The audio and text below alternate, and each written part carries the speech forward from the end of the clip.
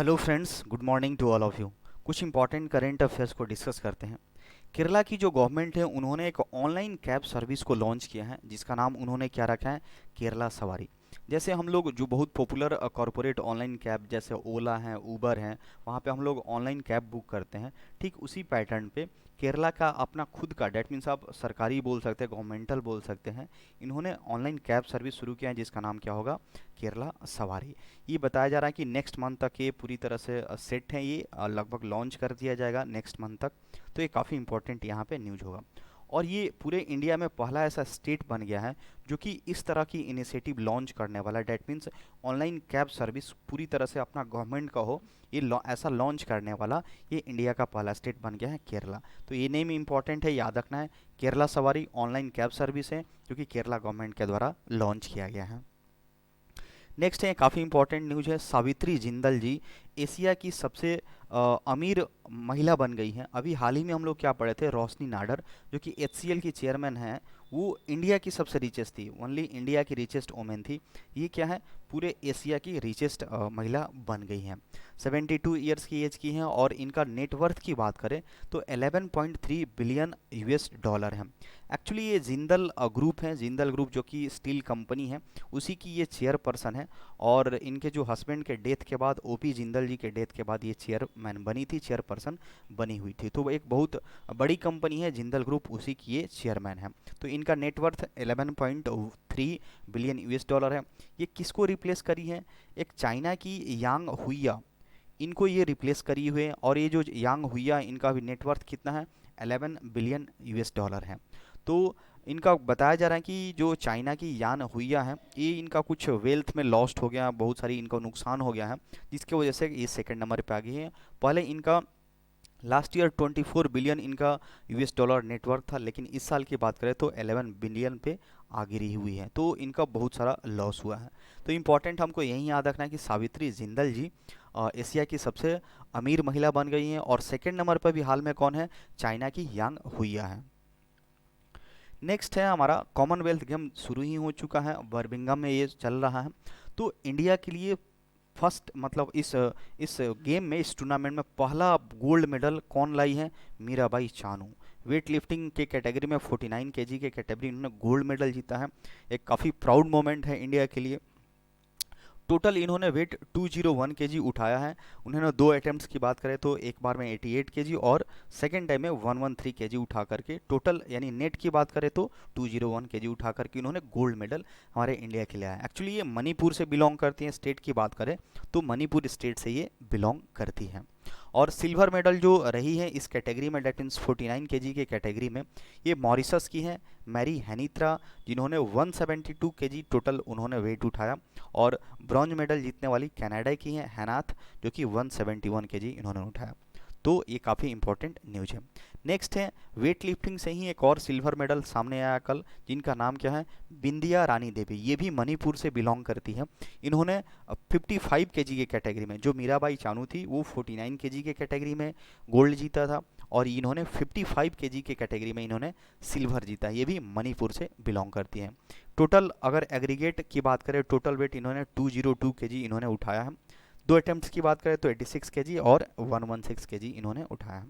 इस कैटेगरी में, that means 55 KG की कैटेगरी में, नाइजीरिया की हैं अदीजैत, इन्होंने गोल्ड मेडल इन्होंने जीता है। और थर्ड नंबर पे कौन रही है, थर्ड नंबर पे रही हैं फेरर मैरो, जिन्होंने टोटल 198 केजी उठा करके इन्होंने थर्ड नंबर पे रही है।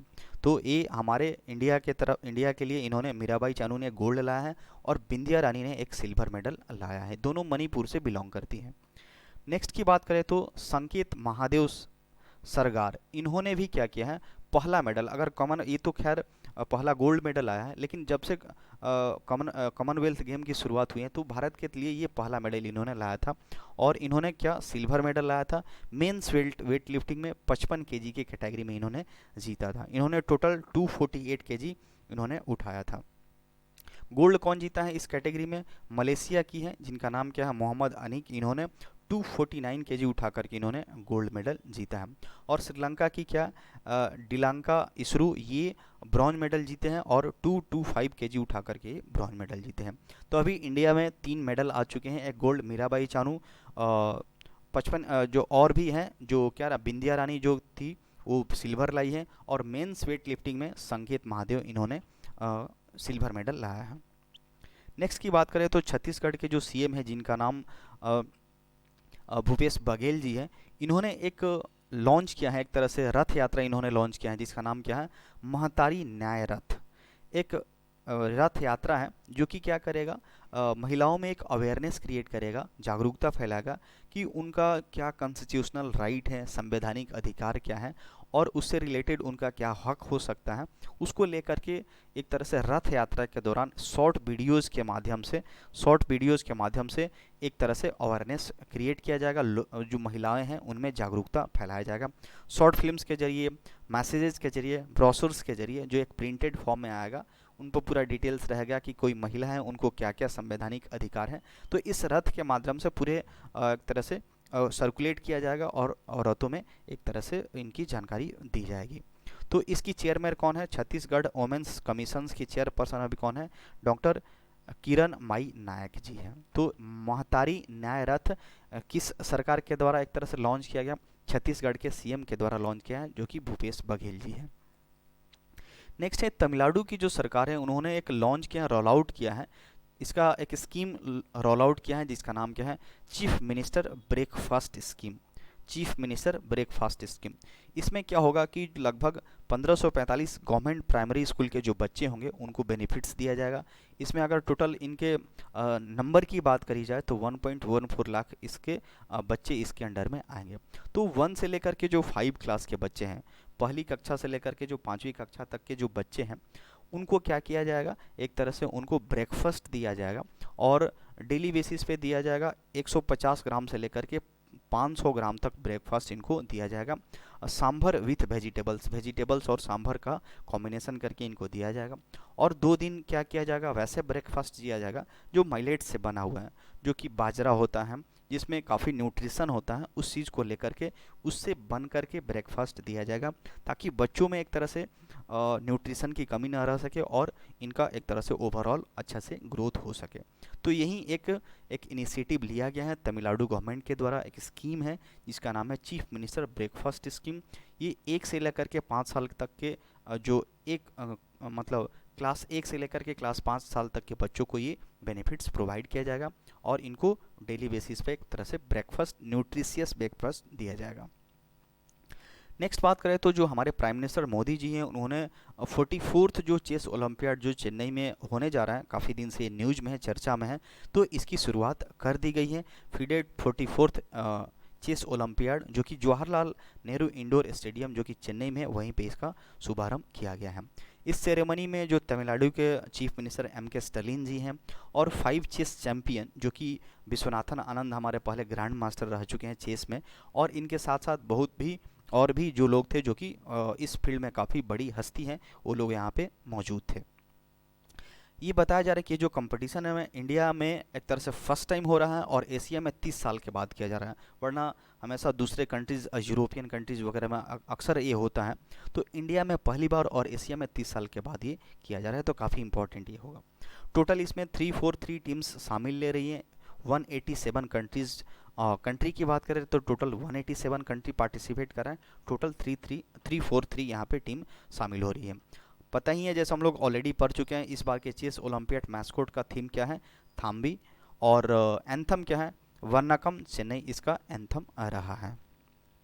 नेक्स्ट की बात करें तो सिंगापुर जो कंट्री है एफडीआई के मामले में इंडिया में टॉप किया है। डैट मीन्स इंडिया में सबसे ज़्यादा जो इस बार एफडीआई आया है, फॉरेन डायरेक्ट इन्वेस्टमेंट जिसको बोलते हैं, ये इंडिया के तरफ से 27.01% आया है। डैट मीन्स वहाँ से बहुत सारे तरीके से इंडिया में पैसे आते हैं। डैट मीन्स सिंगापुर की कोई कंपनी है, इंडिया की कंपनी में अपनी हिस्सेदारी करती है, अपना इन्वेस्टमेंट करती हैं, तो इन सारी तरहों से बहुत सारे एक तरह से इन्वेस्टमेंट और पैसा आता है। तो इस लिस्ट में सिंगापुर सबसे टॉप पे रहा है इस पर 27.01%। यूएसए सेकेंड नंबर पे है, 17.94% है, जो कि ये सेकंड नंबर पे आया है। मॉरिशस का रैंक कितना है, थर्ड है, और नीदरलैंड इसके बाद फोर्थ नंबर पे है। तो और बात करें तो किस बड़े सेक्टर में, किस टॉप 5 सेक्टर्स में इन्वेस्टमेंट ये आया हुआ है दूसरे कंट्री से। कंप्यूटर सॉफ्टवेयर और हार्डवेयर में 24.6%। तो कंप्यूटर सॉफ्टवेयर एंड हार्डवेयर में सबसे ज़्यादा इन्वेस्टमेंट आया है 24.60। देन सर्विस सेक्टर हो गया, ऑटोमोबाइल इंडस्ट्री हो गया, ट्रेडिंग एंड कंस्ट्रक्शन। तो सबसे टॉप पे हमारा कौन रहा है, कंप्यूटर सॉफ्टवेयर एंड हार्डवेयर में ज़्यादा इन्वेस्टमेंट आया हुआ है। टॉप 5 स्टेट्स की बात करें तो किस स्टेट्स में सबसे ज़्यादा इन्वेस्टमेंट विदेशी कंपनियों के द्वारा किया गया है, तो टॉप में है कौन है, कर्नाटका, और सेकंड पे महाराष्ट्र है, दिल्ली है, and third one is that Tamil Nadu, और उसके बाद क्या है, हरियाणा है। तो ये काफ़ी इंपॉर्टेंट न्यूज़ होगा कि एफडीआई के मामले में, फॉरेन डायरेक्ट इन्वेस्टमेंट के मामले में सिंगापुर से इंडिया में सबसे ज़्यादा इन्वेस्टमेंट आया हुआ है, यानी सिंगापुर एफडीआई में टॉप किया है इंडिया के लिए। नेक्स्ट बात करें तो कैनेडियन स्कॉलर जिनको क्या मिला है, ICCR distinguished Indologist for 2021 award इनको मिला हुआ है। तो कैनेडियन स्कॉलर जिनका नाम क्या है, जेफरी आर्मस्ट्रॉन्ग, इनको ये India council of cultural relations जो आईसीसीआर बोलते हैं, इन्हें क्या दिया है, distinguished Indologist for their outstanding contribution in study, teaching and research in any of the fields of the Indian studies. तो इन्होंने इंडिया के इंडियन स्टडीज़ के फील्ड को लेकर के इन्होंने काफ़ी बेहतरीन इन्होंने कंट्रीब्यूशन दिया है, इसी वजह से यहाँ पे आईसीसीआर डिस्टिंग्विश्ड इंडोलॉजिस्ट अवार्ड इनको दिया गया है, जिनका नाम याद रखना होगा, जेफरी आर्मस्ट्रॉन्ग। नेक्स्ट है आईआईटी मद्रास ने एक लॉन्च किया है क्या, Nilekani centre at AI4 Bharat. इन्होंने आईआईटी मद्रास के द्वारा इसको लॉन्च किया गया है with an aim to advance the state of Indian language technology. जो इंडियन लैंग्वेज टेक्नोलॉजी स्टेट वगैरह की, इसको लेकर के कुछ एडवांस करा जाए, इसको बेसिस मान करके यहाँ पे किया गया है। तो एक ओपन सोर्स लैंग्वेज है जो कि AI for all Indian languages, जो इंडियन लैंग्वेज है उसके बेस पे ये काम करेगा। तो यहाँ पे ये आप डाउनलोड किया जा सकता है, downloaded from there web page, और यहाँ से इसकी सुविधा का लाभ लिया जा सकता है। तो हमको बस इम्पोर्टेंट नहीं है कि आईआईटी मद्रास ने एक नील कानी सेंटर जो कि कहाँ, AI4 भारत पर लॉन्च किया हुआ है। नेक्स्ट है हमारा 2MH60 Romeo helicopter. Romeo helicopter जो कि हाल ही में डिलीवर किया गया है इंडियन नेवी को। एक्चुअली ये हमारी जो अमेरिकन नेवी है, अमेरिका से इसको मंगाया गया है। एक्चुअली 2020 में ही ये डील हुआ था। टोटल 24 ये रोमियो हेलीकॉप्टर भारत खरीदने जा रहा है अमेरिका से। तो अभी हाल में कितने आए हैं, 2 अभी इसको डिलीवर किया गया है इंडियन नेवी को। अमेरिकन जो कंपनी है जो रोमियो हेलीकॉप्टर्स बना रही है, ये अभी फ़िलहाल में 2 इंडियन नेवी को एक तरह से सौंप दी है। तो बताया जा रहा है कि 2025 के एंड तक ये 24 के जो डील हुआ था, 24 रोमियो हेलीकॉप्टर खरीदने का, वो 2025 के एंड तक वो भी पूरा का पूरा अमेरिका भारत को डिलीवर कर देगा। ये काफ़ी मल्टीपर्पज़ बोल सकते हैं, काफ़ी ये पावरफुल एक तरह से हेलीकॉप्टर हैं, बहुत सारे एक साथ बहुत सारे तरीके से ये काम कर सकता है। तो इससे नेवी को काफ़ी स्ट्रेंथन मिलेगा। नेक्स्ट है हमारा फार्मूला वन चैंपियन रह चुके हैं जिनका नाम क्या है, सेबास्टियन वेटेल। इन्होंने अपने रिटायरमेंट की घोषणा कर दी है।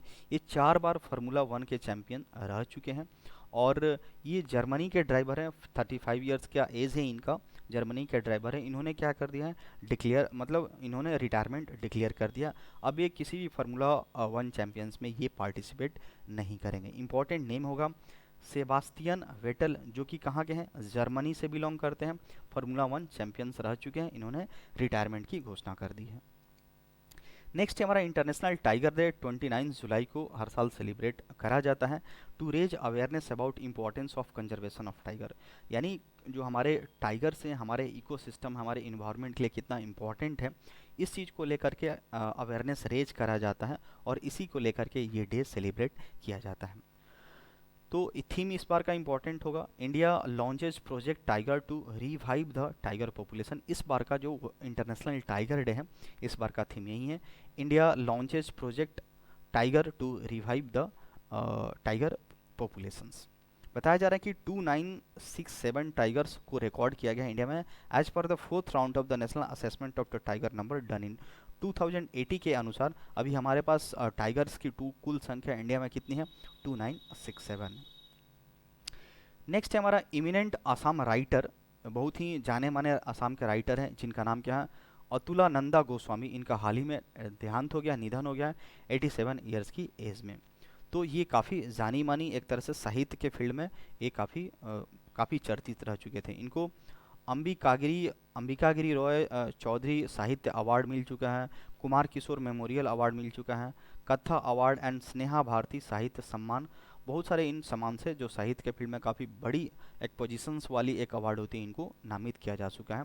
तो नाम याद रखना है, अतुलानंदा गोस्वामी, जो कि असम के राइटर हैं, काफ़ी जाने माने। इनका हाल ही में निधन हो गया है। That's all for today.